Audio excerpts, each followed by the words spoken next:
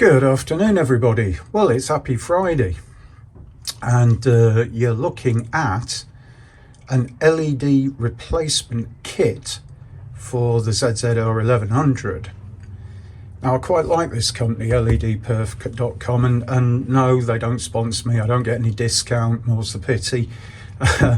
But I ordered their kit for the ZX12 last year, put it in, and it's fantastic. Really good clear beam pattern, etc, etc, all the things that you want, so you're not annoying anybody. They're not massively powerful headlamps, you know. I'm trying to stick within a sensible legal limit, but they're really good quality, they fit really easy, and they are designed for motorbikes, and this is the correct kit for the ZZR. So I'm going to be fitting that in a while.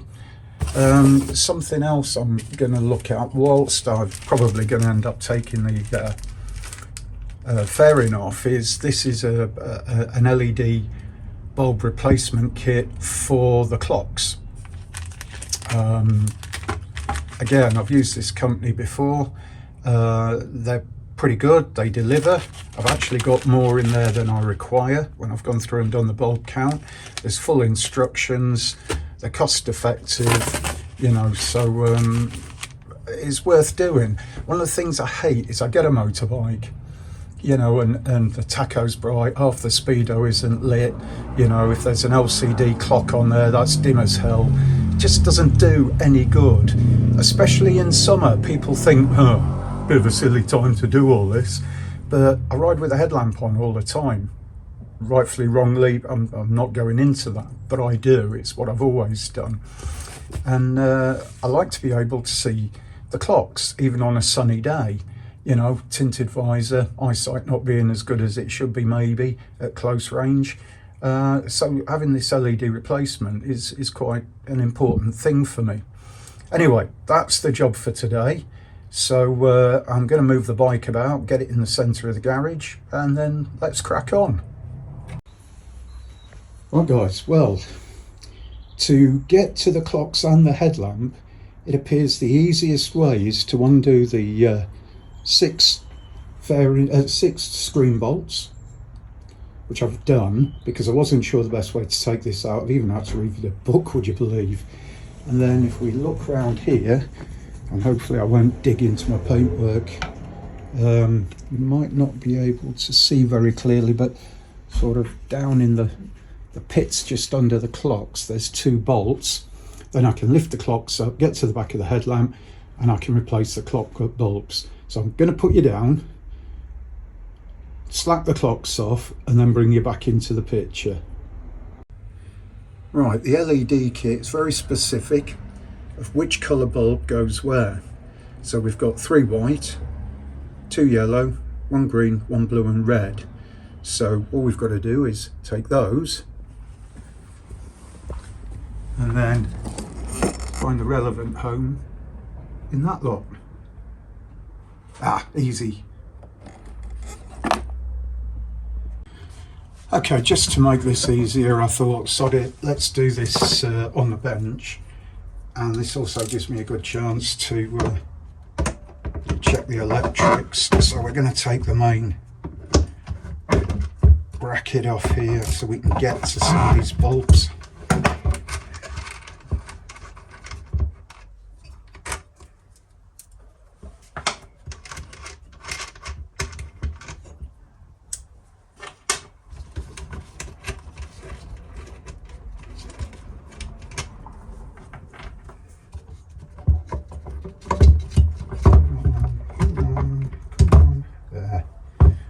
Right, well that one's already volunteered, so we've got white. The other thing we need to do is, because these are LEDs have to go in a particular manner, i.e. The positive has to go to positive. It's not like a bulb where it doesn't really matter. So once we've done all this, it'll be a case of testing everything out to make sure we've got the polarities right and everything lights up. So we'll just drop it back on the bike That's weird. Doesn't show it. But I'm guessing that that's an illumination, which is possibly why there's more bulbs than there was.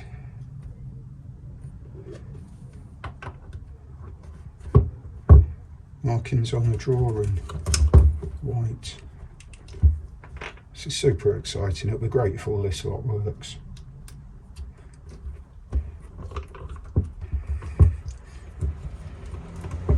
That's a white.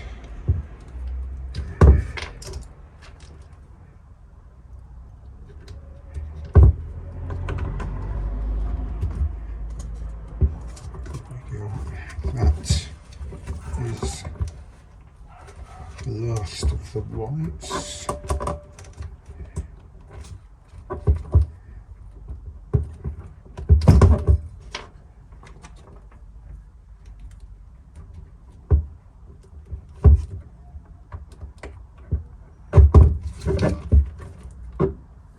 Okay, we've got a yellow under there. We'll do that one in a second. So I've done that. What's this one? I just mentioned this one.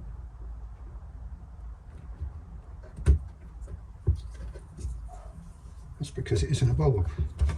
Whatever that is. Put that cap back in. Bound to be something important. So let's go through these now.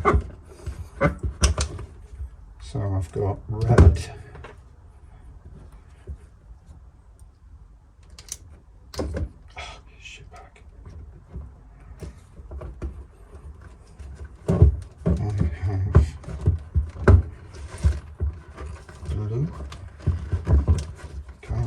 To that in a second. That's that one green.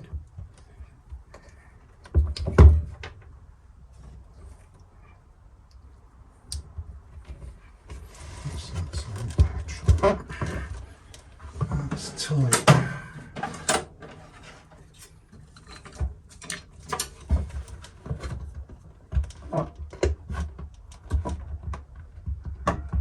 Gently, gently does it.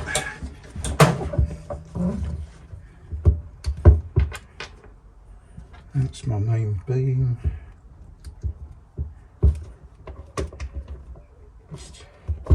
And the very last one is that yellow under that wiring loom. Yeah, it's probably going to be easier to unscrew that wiring loom just for the sake of this exercise.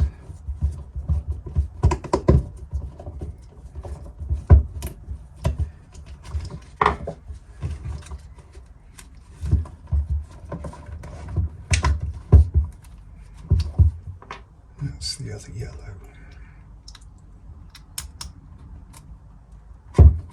Right, so before I go much further, I'm going to hook this back up, go and get the ignition keys, and we can test them all out. Right, so I hooked it all up. It was a little bit tight, so I haven't videoed it for you. But I hooked it all up. A couple of the bulbs were in the wrong polarity, so I've changed them all. And to be honest, especially things like the indicators, the oil pressure, we've got the neutral indicator, and we've got the high beam. Those coloured bulbs really pop now because the LEDs are coloured. So I'm really pleased, and it looks like everything else is lit up nice and proper. I did find, I think it was this white bulb holder was a little bit dodgy, so I spun it 180 degrees, the holder, plugged it in, and the wiring seems to be happy. Right, before we go any further with that, our next job,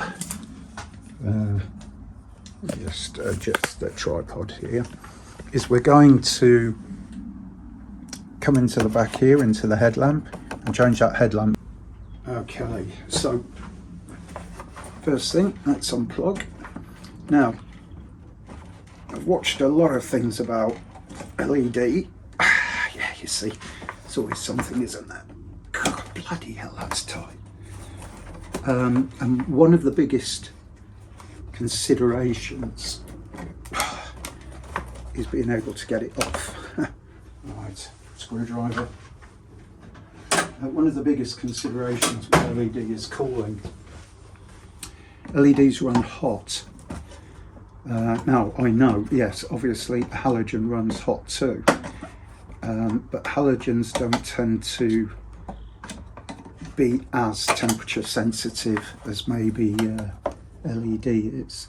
And I'm pretty sure on this, we might twist it, but there again we might not.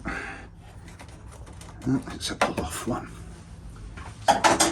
Just to make it easy, there's a little rubber tab on this boot. You know, it's a pain when they're a tight fit, but it does mean that they don't let water in. So, not a bad thing. Yeah, so there is a difference, a big difference in the back plate of the bulb to the back plate of an LED. So there you go, bog standard motorcycle halogen bulb. By the looks of that, it might have a bit of age to it as well. 60-55 watt, high-low beam. So back over on the bench, let's compare that with our LED bulb.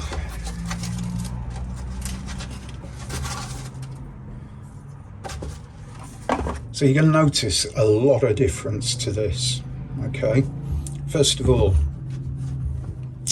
you've got a fan unit, and secondly, you've got a ballast unit. I believe this is the proper terminology for it. So what's going on here? Well, number one, the fan unit draws the heat away from the LED electronics. The ballast unit maintains a constant, smooth, clean voltage, because I think anybody who's had a bike for a long time will probably understand that the voltages change as the alternator changes, temperature, all those sort of things. So the ballast is quite important to ensure the last of the LED unit. Now they do actually have quite a swing of voltages they'll work on, but the important thing is here that LED can only work on DC. So you want to clean all that out. And there's some instructions here, which looks very good. For manipulation, stop the car and disconnect the fuses. Okay guys, this is very important. Do not try to change your LED headlamp bulb whilst driving the car. I think that needs to be specified. And some models, blah, blah, blah. Okay. Insert the full LED headlamp instead of the original bulb. Don't put back the original bulb, it won't work. Insert the LED correct. Yep. Connect the different beam. Yeah. Okay, and apply silicone, which we wouldn't do. So what this doesn't show is the rubber boot that we have. So let's have a look at the actual LED. So I'm guessing that shield is something to do with if we were to compare that tang for tang, if you like, that black extra aluminium is equivalent to that metal shield in there. So the bulb goes in like that, and that's what controls your high-low beam. Superb. Right guys, I'm going to give this a test fit. I'll be back in a second. Okay, I've done a bit of a remote test fit. This is now in place and looking good. The fan's clear, but what we have got is we've got this ballast unit and a lot more cabling, and you can't have that floating around your front forks down there, because you're going to jam something in. So what I'm going to do is I'm going to drop the ballast here under this bracket and tie that up with a cable tie. Make sure that's good and secure, so there's absolutely no chance of that headlamp cable dropping down and getting nipped in the front forks or getting worn away by anything abrasive or catchy or whatever.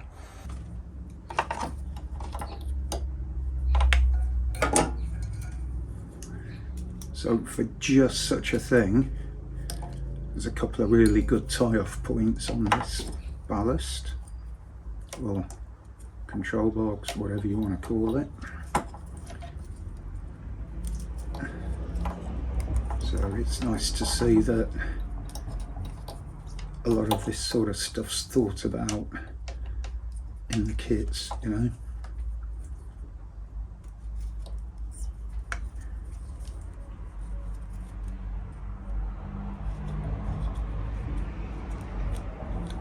Let's see if I can get that in place.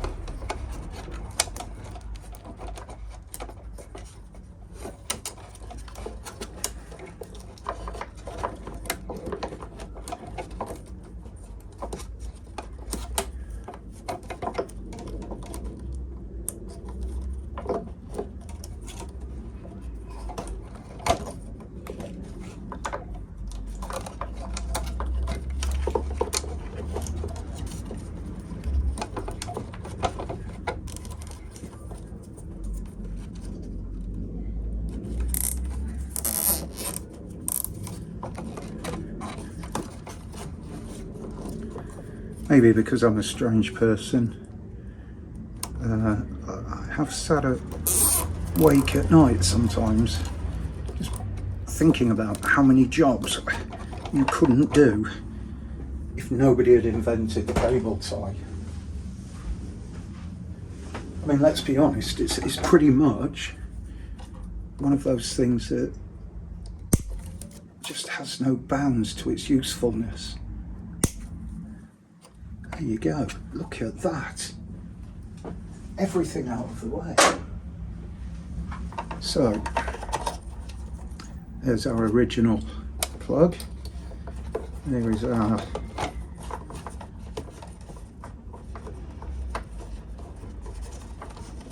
new plug.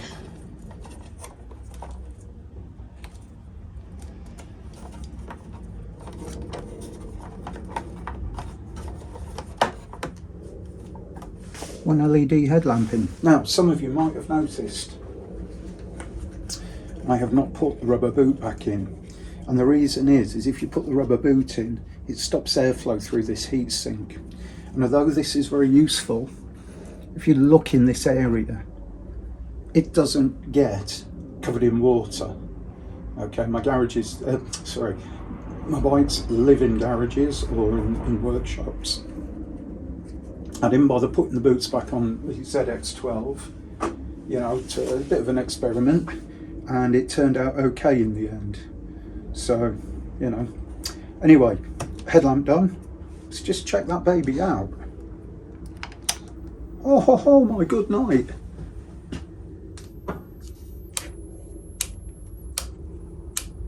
Okay, guys, look.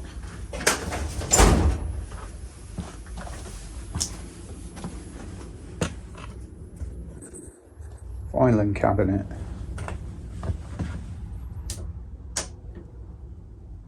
Side light, obviously you're not going to see it. Headlamp, see the beam pattern? High beam, low beam. I think this might need a little bit of adjustment. So that looks to be quite high to me. But something I can do, I'm sure. Let's see where the adjuster is.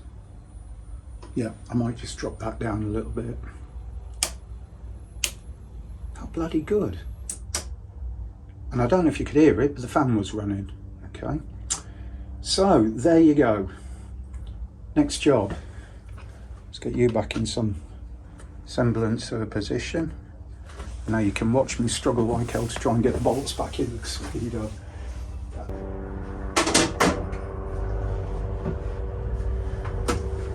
Right, so I'm guessing if I put those clocks back in there, that cable loom probably went into that. That definitely came into this.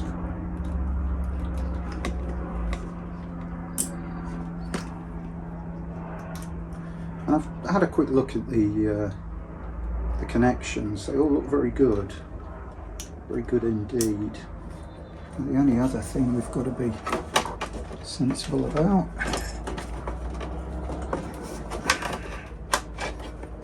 it's usually a bit of a thing is to get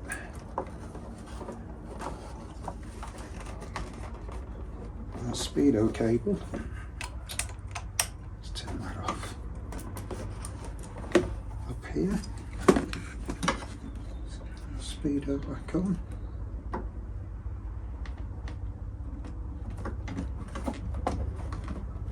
I'm totally convinced you need one of these, you know, on a motorbike, especially when it's this awkward to get on.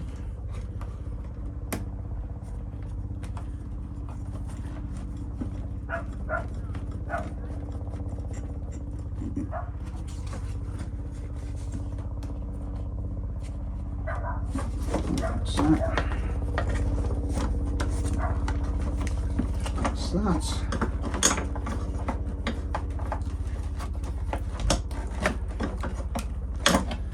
This doesn't want to come back over, so what have I done?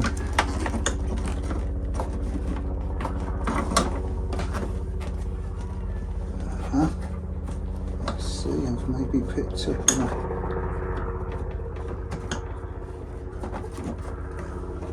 a cable that's best not picked up on. Right, okay. So roughly then that's in place.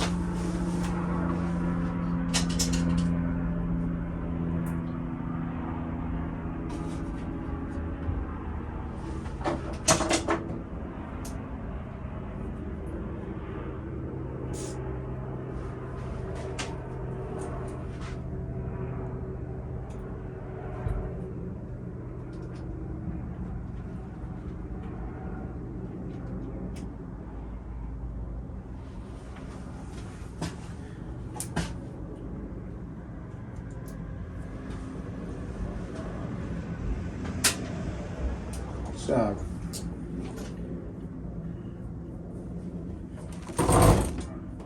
that might have just killed your view.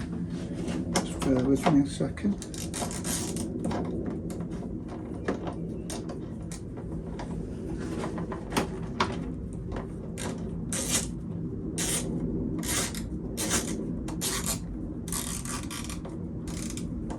Right, if you didn't see that one, that's fine. Hopefully you get to see this one.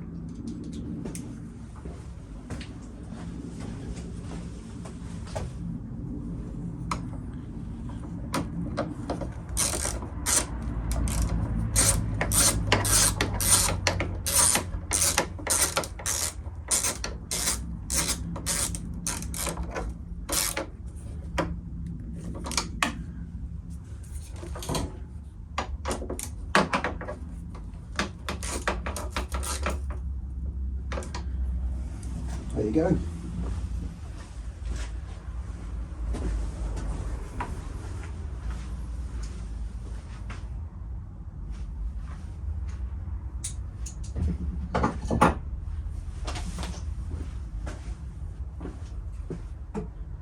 So the next bit that goes on is cowling.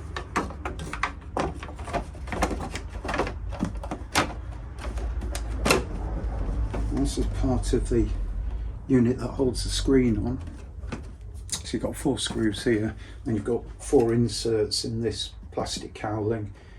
And as the screws go through the front, through the plastic screen, and then into this, and then you've got these top ones here.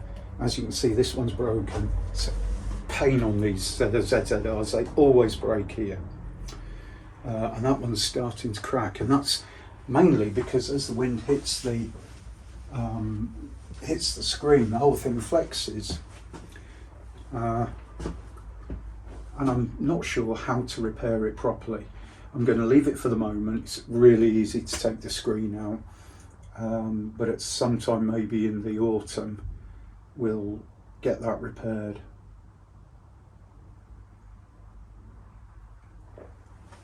And I think what I'll do is I'll probably clean it all up behind and then laminate it with some other material.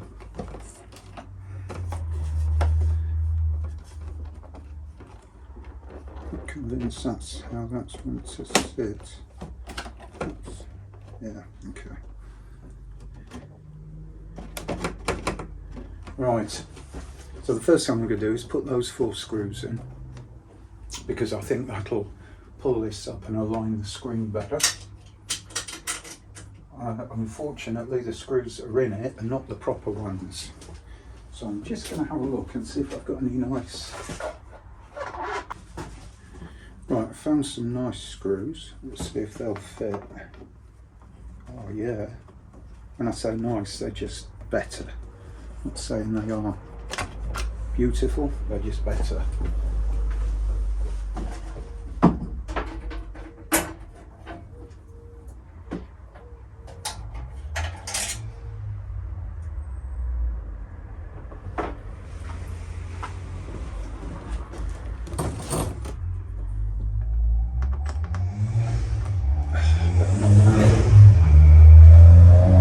Twiddly Allen key either.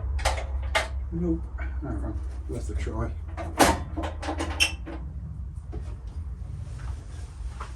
It's not too bad, I've got the right size standard Allen key.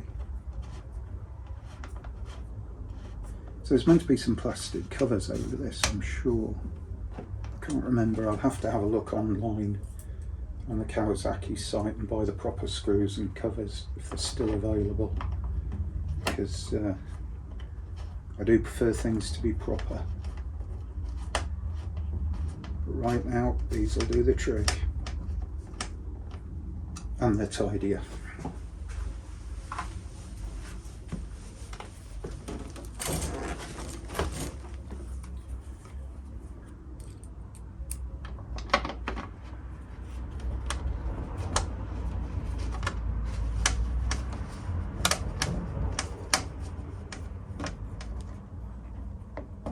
So one of the things here to show you is the head cut, if you like, in there.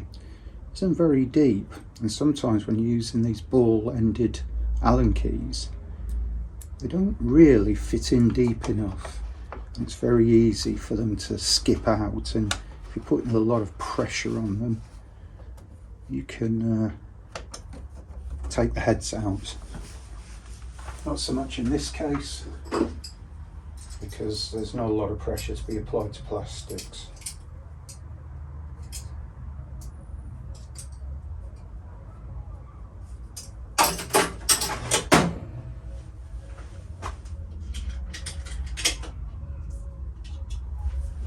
Finally, let's get the screen on.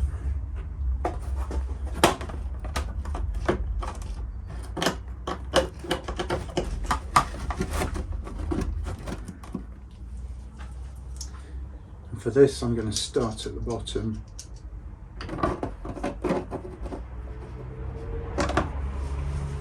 Let's bring you around here a bit so you can see. Let's start at the bottom and work my way up. Just getting them started on a thread first. I'm not bothered about tightening them just yet, until they're all in place. Prime example why.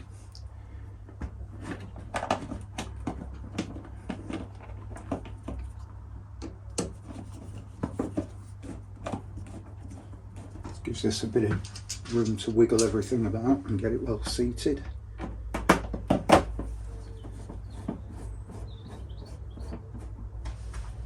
Right, now the risky ones.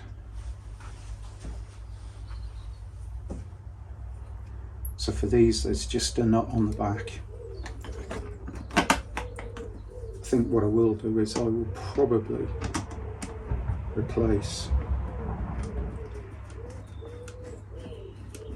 the nut on the back with a nylon insert nut. And what that will allow me to do is be able to tighten up everything sufficiently that it will hold without having to over tighten it, because the only thing holding these standard nuts is the pressure applied either side of the plastic. And, as I say, that's what cracks them.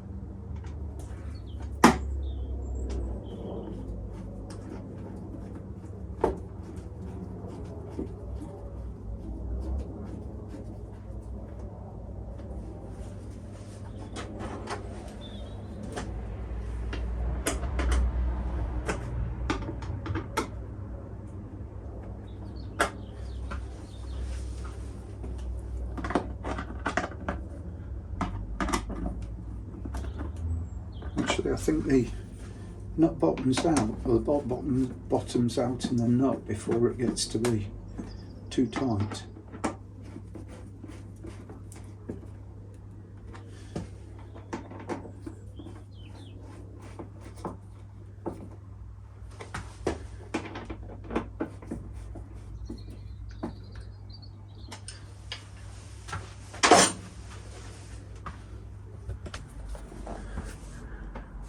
There you go, you lucky people, you get to see what I get to see. Are you ready? Oh, oil pressure, neutral. Clock illumination. Indicator. Indicator. High beam, low beam. Right, just to make sure.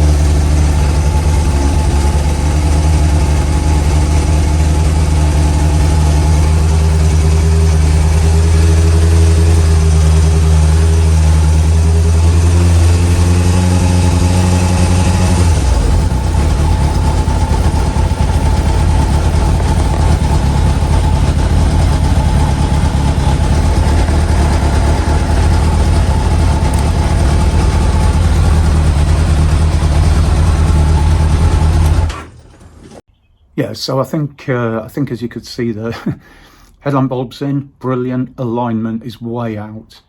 So what I'm going to do, I'm going to get the correct measurements, distance over height, and set something up on the cabinet behind me here, because one thing I don't want to be doing, especially with a bright LED headlamp, is dazzling people.